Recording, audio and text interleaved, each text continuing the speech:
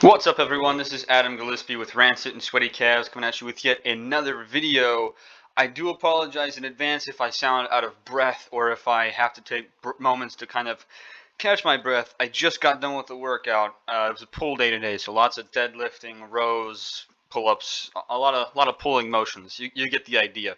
Anyways, I couldn't help but see this not too long ago. This is from an actual comic. And Screen Rant reporting on it. So here we go. Wonder Woman proves boys can want to be female superheroes too. First of all, stupid headline. Second of all, here's the this thing.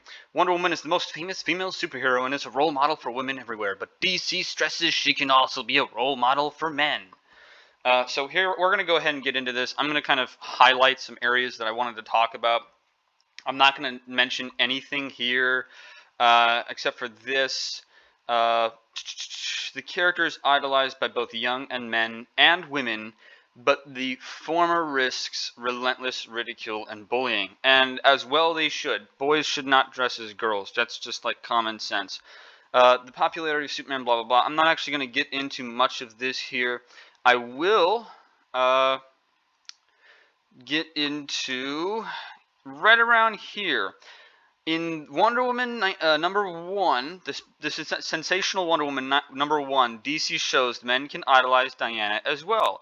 A boy named Will puts on a Wonder Woman outfit during a superhero day, but is immediately bullied by other boys wearing Green Lantern and Robin costumes.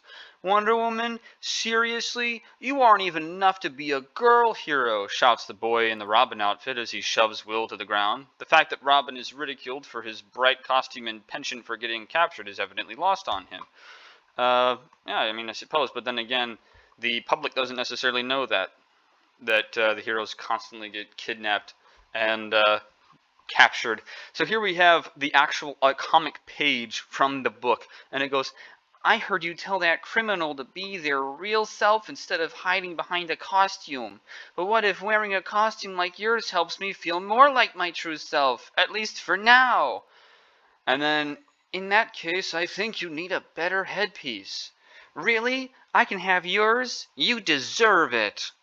Stay amazing, Will. So basically, Wonder Woman is in support of a little boy cross-dressing, which is very on the nose for the stuff going on in the real world with people molesting children in schools by having them imagine that they're either boys or girls if they're not that sex or gender.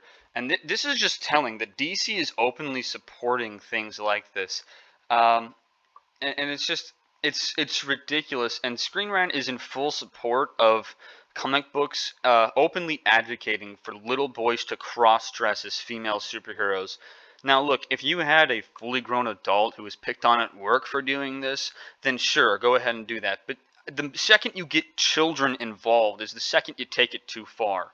The second that you get children involved in this and make it seem like it's totally okay for little kids, little boys to cross-dress as girls and little girls to cross-dress as boys is the second that you go too far. Again, you can do this with adults all day long. People aren't going to buy it anyways, but people are certainly not going to buy this because it's basically openly advocating for little boys to pretend to be little girls, and basically it's a sexual manipulation tactic within children. Now, I know that this is just a comic, but it is important that we realize that comics do have an influence on young minds. Media and entertainment has an influence on young minds. The right kind of entertainment, the right kind of media will influence young people to do the right kinds of things. If the wrong kind of media and the wrong kind of entertainment and the wrong influences will have negative effects on children. Take the school system, for example. Now this, I'm actually fairly certain that this comic book is at least somehow, some way related to Gal Gadot openly showing support for a young schoolboy who was dressed as Wonder Woman back in 2018. I'm not going to read through this entire article, but basically Wonder Woman supports this little boy pretending to be a female superhero. Again, it crosses a line when you are in open support and advocation for little children to cross-dress. You can do it all day long with fully grown adults. You can show that all day long with fully grown adults. But the second you bring children into it is the second you take it too far. And that needs to be understood. And as fans, we need to realize that voting with our dollar is the only way that we can get this crap to stop. Okay? And yeah, men can look up to females as in terms of like, oh yeah, that's pretty cool. They're a role model. That's not something that's far-fetched.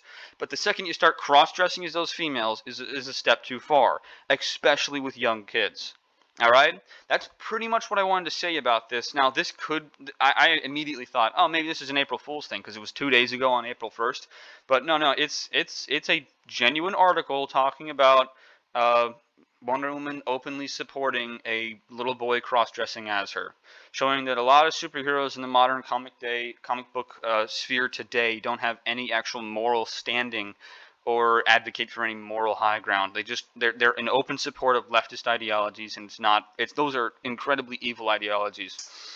Um, when you get right down to it, it's the manipulation of society on a massive scale, and it could massively negatively affect everything as we know it. And the pushing of it in the mainstream comic sphere, mainstream media sphere, needs to stop. Okay, I know that these are famous superheroes, but it needs to stop. It really does.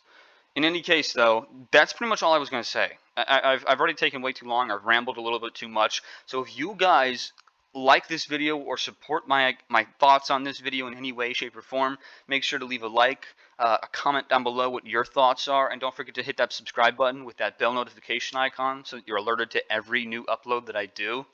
And yeah, apart from that, follow me over on Rumble at Rancid, capital RANTSIT, no space, all one word.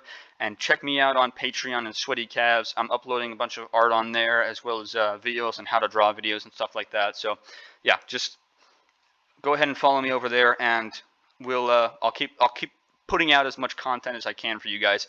In any case, I hope you have a great day and a great rest of the week.